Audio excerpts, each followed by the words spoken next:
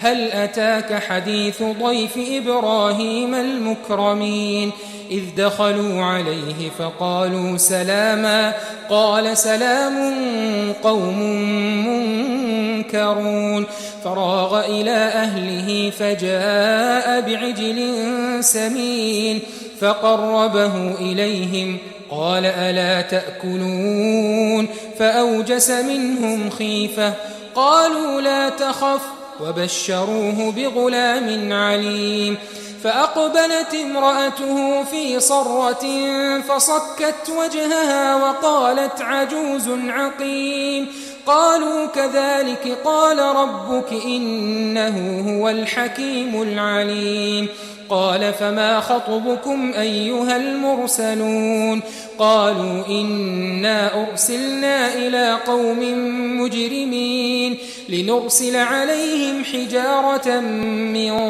طين مسومة عند ربك للمسرفين فأخرجنا من كان فيها من المؤمنين فما وجدنا فيها غير بيت من المسلمين وتركنا فيها آية للذين يخافون العذاب الأليم وفي موسى إذ أرسلناه إلى فرعون بسلطان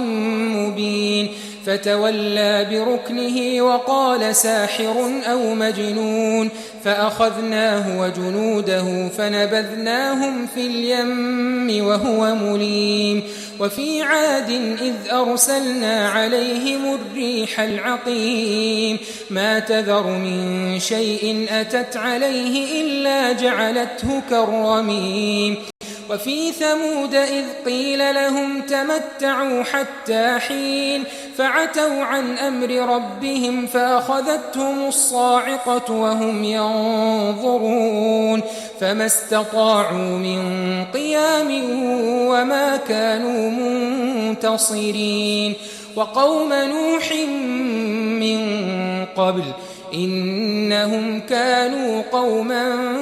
فاسقين